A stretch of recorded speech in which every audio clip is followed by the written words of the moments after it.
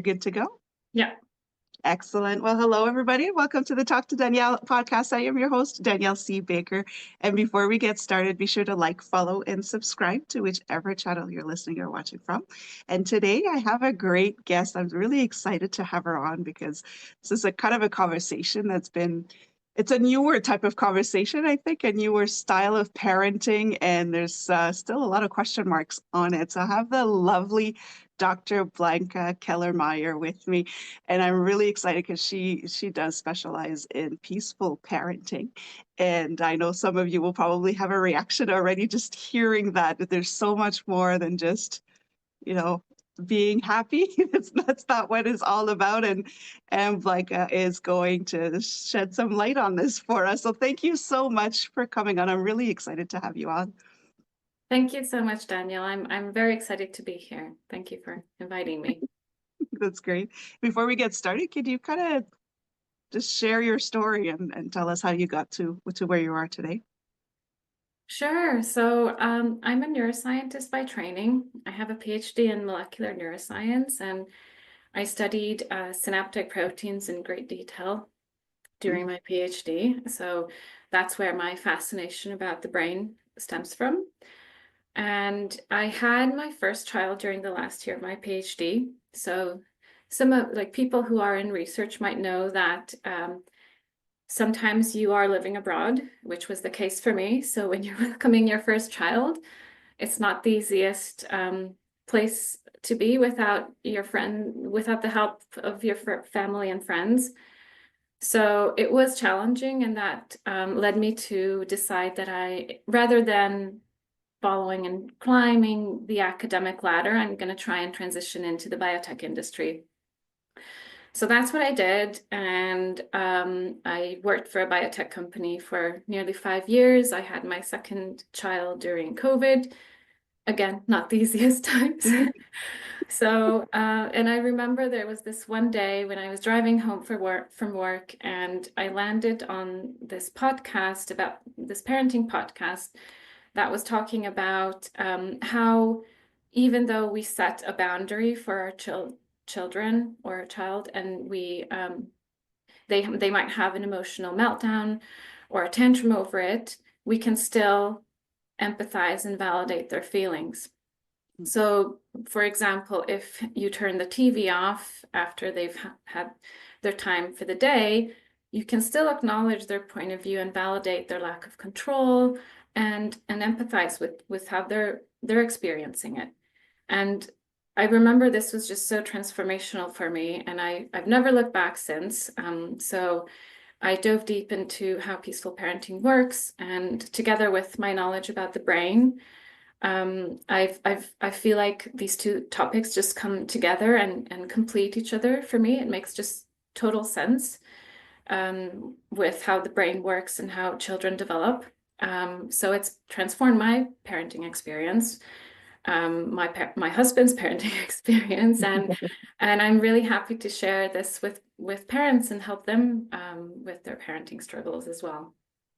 Oh, that's great. And you're right, when you start studying the brain and how we process things and how it all comes out, it becomes very interesting with the younger children because their brain is developing. So you actually get to see it in action, and it's great.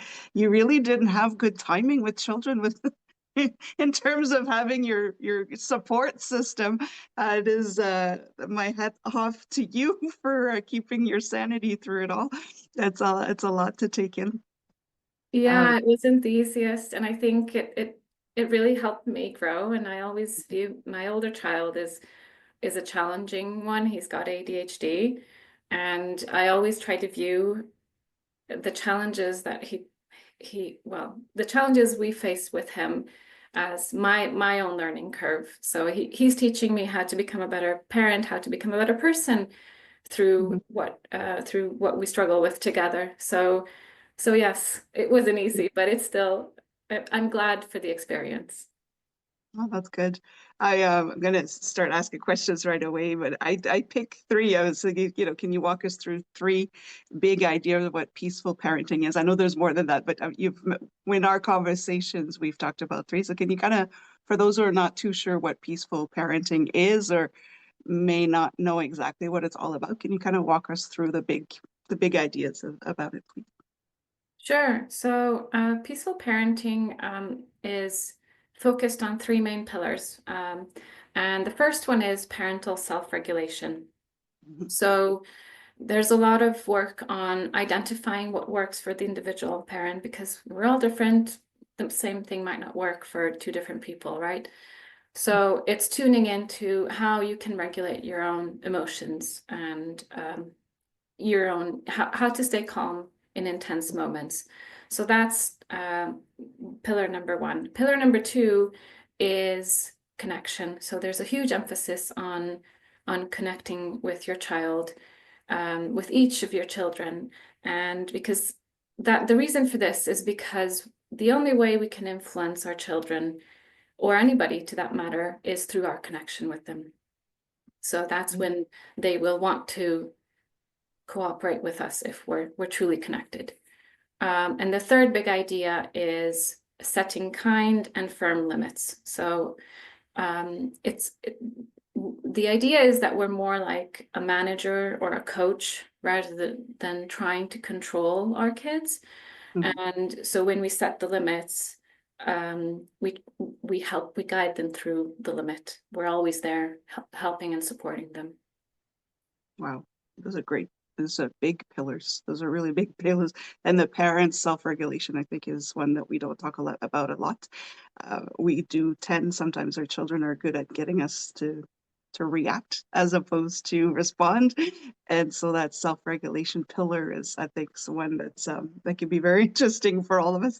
Can you kind of walk us through some of the myths about peaceful parenting? A lot of people have a misconception of is just letting the child do whatever they want to do and just be like, oh, be careful, just that. But that's not what it's all about. So can you kind of walk us through some of those myths that are not Yes, actually part of peaceful parenting? Yeah. yes, definitely. And I'm so glad you asked this question because there is a lot of misconception. And I think the number one thing is being peaceful all the time.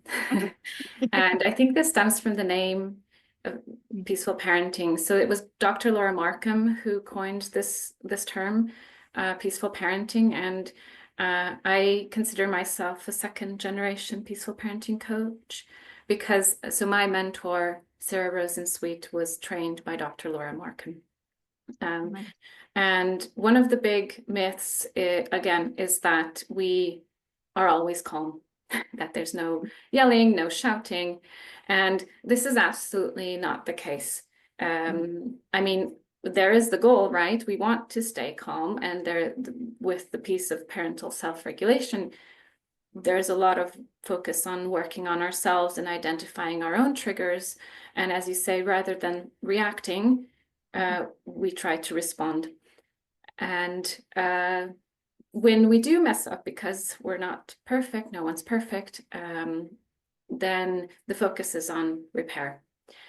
So another myth is that it's permissive parenting Mhm. and that children always get their way and that there's no discipline. And this is not the case because we do set kind and firm limits. What confuses people, I think, is that there is no punishment. So we focus on natural consequences. Like, for example, if your child forgets to put their football kit in their bag in the morning, so then they don't have it ready in school when they need to change for practice, then they'll miss their football training that day. So there's no need to dig deeper in this and then, like, oh, I told you, and and then you're gonna be punished and then all that. So it's more about the child is already feeling bad because they missed their training. So then next time they're gonna work harder to not forget their kit. And I think one last thing that I'd mention is that another myth is that people think that kids become spoiled or entitled. And the research suggests that children who are raised with warmth and empathy and consistent boundaries, they tend to turn out being more cooperative, well-adjusted, and resilient. So I hope that helps convince people that peaceful parenting is not all like, pink clouds and unicorns. That's right. And I think that's where most of the controversy comes from with peaceful parenting is especially with the older generations that had such a rigid and authoritarian type of upbringing is that, yeah, I'm just gonna we're we're spoiling our children, or this next generation will not be able to survive the world. But it really is just building that connection, and I like how you put it together. It's not all unicorns. It really isn't. You did mention one of the first myths about, we do mess up. There's some days where we are triggered, and we have our days as well, and we'll start yelling, or we won't react the way that we're too proud of. But what is how can I say this? What would be the best way for parents to be able to repair when they do mess up, when they know that they've reacted and not necessarily in the best of ways, and how can they kind of repair that with their child? Yeah, I mean that's a hard Mm, question, because well, I always like to come with this approach that with the assumption that every human being is doing the best they can with the resources they have. So I right. think if we adopt this mindset, then we're already coming from a place of empathy Yes. and with the idea that everyone can mess up. And there are hard days. That I'm not saying parenting is easy. Mhm. It is hard, and there are days when you are feeling fed up, and you have lower resources, and you might start shouting, or you might even resort to threats or punishment that day. And Right. what I like to bring in this case is acknowledging, yeah, this was hard, bit of self-compassion, right? That, okay, this is a hard day. Everyone has hard days. And apologizing. So telling my child that, okay, today I it was too much for me and I yelled at you and no one deserves to be yelled at and I'm sorry. I'm still working on this myself and I'll try better next time. So like owning up to this, um, that we mess up. It also helps our kids realize that because they're so egocentric when they're young that they think Mhm. everything is about them. So they start internalizing this like, oh, mom yelled at me because I'm bad kind of Yeah. thing. And if we own up to our own mistakes, then they'll learn that, oh, mom has her own issues as well. And that's okay because I can mess up. And even if I mess up, my parent will be there. Right. And on top of this, I always try to bring in like aspects of positive psychology, which relies on identifying saboteurs and other like positive powers and how we can work on using those ourselves and modeling it to our children. Right. Right. And that's so important that it kind of leads me into my next question about what are things that parents could do today? I kind of like to say, let's implement it. It's great to talk about it and listening, but what could we do to change it? And how do we do that? What can we just start doing today that will kind of hush the saboteurs, the sabotaging mindset, and move towards that positive psychology? Yeah, so with the saboteurs, it's like this, the more you think about it, the worse they get. So the first thing is awareness. So if you recognize that you're in that bad negative cycle, judging yourself, criticizing yourself, or judging others even, or Mm, judging the circumstances, um, like when you're stuck in traffic and like, very everyday example about being stuck in traffic and how your emotional responses to being stuck in traffic. Are you upset? Are you worried that you're going to be late for your meeting or late for wherever you're going? Or are you able to sit in that mm, moment of, okay, now I have this little extra time. What am I going to do with it? and really trying to be present. So I think there's a lot of emphasis nowadays. We hear a lot about mindfulness and all that, which is it is great. We should be more mindful. I think with positive psychology, if you're able to focus for 10 seconds on one thing, one physical sensation, maybe if going back to the example of being stuck in traffic, your hands on the wheel, um, or maybe you spot something visual and really focusing, tuning into the fine details of what you're seeing, the colors, the shapes, the shades, and all that, just for 10 seconds, that will already activate the part of your brain which is more on the positive side. So if you continue to do this throughout your day, whether it's with your kids or without your kids, then that is a very good first step in doing that shift, creating the shift. Right. I like that because it's so simple, right? We tend to think that it's going to be so hard to switch that part of our brain to say, let's focus on the good things. And Yes, and I think that comes from, yeah, let's be mindful, let's do mindful meditations, which is like, oh, who has 15 minutes in their day to like sit down and meditate, really, right?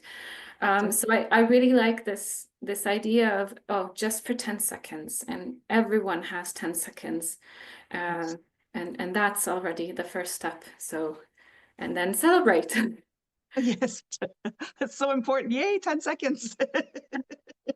Yes, and it's not as overwhelming. 10 seconds is doable. No matter what situation you're in, you will actually embrace it. It'll be like, oh, wow, I can breathe for 10 Yeah. seconds and keep my mind. And those seconds add up throughout the day. I really like that.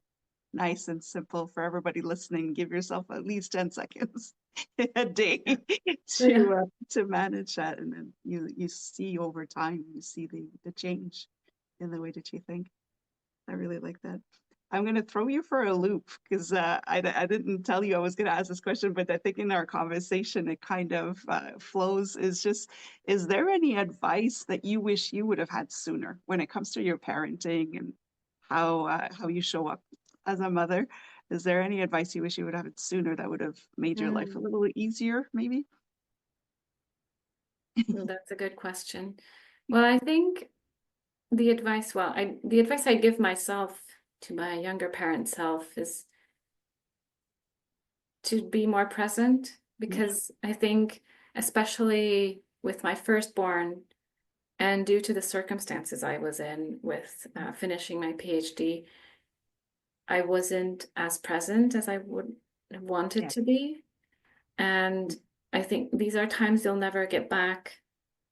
And the transformation of becoming a parent is huge. So I wish I had like more support, um, not just physically, but like mentally, with becoming a mom, Mhm. and while you're living abroad, while you're doing some very important academic research. And yeah, I think I would, yeah, give my older self a big hug and acknowledge that this is really hard.